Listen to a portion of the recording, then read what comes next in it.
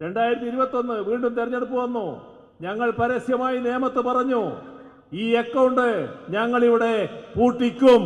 പൂട്ടിയില്ലേ? അതല്ലേ സഖാവ് ശിവൻകുട്ടി ഇരിക്കുന്നത്? ഇപ്പോ തൃശ്ശൂര് എങ്ങനെയാണ് സുരേഷ് ഗോപി ഇരിക്കുന്നത്? എന്തേ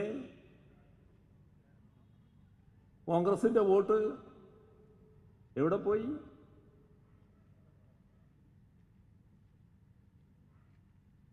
ചെറിയ വോട്ടാണോ ഇല്ലാതായത്? ആ വോട്ട് ചെന്ന് ചേർന്നത് സുരേഷ് ഗോപിക്കായപ്പോഴല്ലേ സുരേഷ് ഗോപിക്ക് ജയിക്കാൻ കഴിഞ്ഞത്. 87,000. ഞങ്ങൾ തോറ്റു. പക്ഷെ തോൽക്കുമ്പോഴും ഞങ്ങൾ 16,000-ൽ പരം വോട്ട് കഴിഞ്ഞതിൽ നിന്ന് വർദ്ധിപ്പിച്ചു. ഇതെല്ലാം നിങ്ങളുടേതായ രീതിയല്ലേ? നിങ്ങൾ BJPയെ താലോലിക്കാൻ തുടങ്ങിയിട്ട് കാലം എത്രയായി?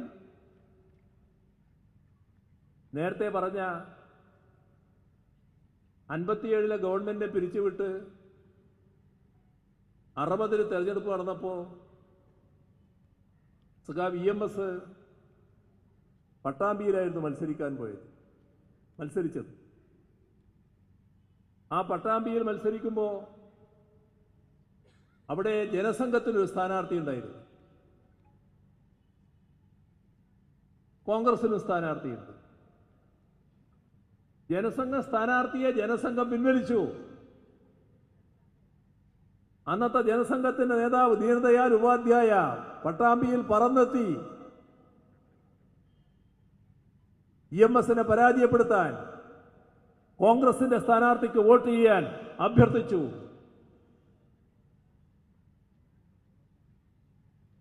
പാലക്കാട് ലോക്സഭാ മണ്ഡലം AKG മത്സരിക്കുന്നു. AKGക്കെതിരെ ഇതേ മുന്നണി രൂപം കൊള്ളുന്നു. AKG ജയിച്ചു വന്നു. പട്ടാമ്പിയിൽ EMSും ജയിച്ചു വന്നു. വടകര ബേപ്പൂർ കോലീബി സഖ്യവും. അതിനെല്ലാം തുടർച്ചയല്ലേ നേമത്ത് കണ്ടത്?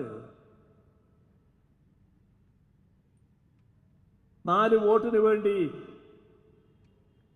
എന്ത് വൃത്തികേടും കാണിക്കരുത്. ഇത്തരം ശക്തികളെ പ്രോത്സാഹിപ്പിക്കരുത്. ഇത്തരം ശക്തികളെ പ്രോത്സാഹിപ്പിക്കുന്നത് നാടിനാപത്താണ്. അത് തിരിച്ചറിയണം. കോൺഗ്രസിന് അത് തിരിച്ചറിയാനാകുന്നില്ല. എല്ലാവരും പോരട്ടെ എന്നാണ് ചിന്ത. ഇതാണ് ഇന്ന് കേരളത്തിൽ നടന്നുകൊണ്ടിരിക്കുന്നത്. LDF കൂടുതൽ നല്ല രീതിയിൽ